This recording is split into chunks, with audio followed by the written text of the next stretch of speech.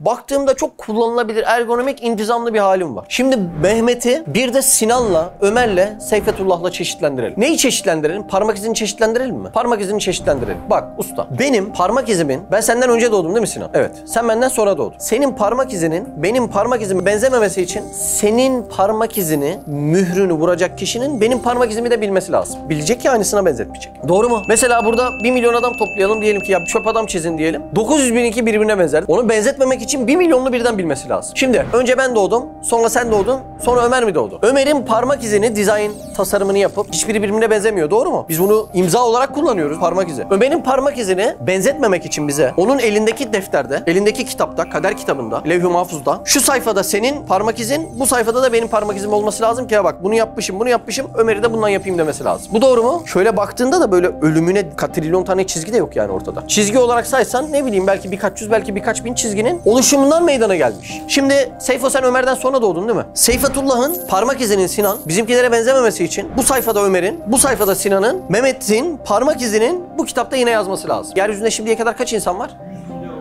Yaklaşık 100 milyar insan yaratılmış yeryüzünde. Bu 100 milyar insanın en sonuncusunun parmak izinin en baştaki ve diğer bütün parmak izlerine benzememesi için aynı kitapta, aynı kader kitabında, aynı kalem, aynı kudret kalemiyle yazılması zorunludur. Ve bunu idrak eden bir adam der ki, kardeşim bu parmak izleri hangi kitaba yazılmışsa, Ali'nin, Akkız'ın, Koyuncu'nun, İrfan'ın parmak izi diye aynı kitap olmak zorunda ya. Niye aynı kitap olmak zorunda? Bak size daha ince bir şey söyleyeyim. Aynı kişi tarafından yazılmak zorunda. Niye? Şimdi ben ilk 50 milyar adamı yazsam, sonra desem ki İrfan iş sende desem. İrfan diğer 50 milyar insanı yazarken bu defterdekilere, bu kitaptakilere benzer mi, benzemez mi? Önce ezberlemesi lazım değil mi? Böyle bir şey muhal olduğundan dolayı anlarız ki bizim parmak izlerimizde intizam kanunu geçerliyse her birinin bir diğerine benzememesi ve şu kadarcık bir yapıdan bahsediyoruz ha, ciddi bir şey de değil yani. Her biri bir öncekine, bir sonrakine benzemiyorsa bunların her birisi tek bir fabrikadan, bunların her birisi tek bir kalemle, dahası da var. Bunların her birisi vahdeti barındırdığından tek bir kişi tarafından bu parmak izleri çıkmak zorundadır.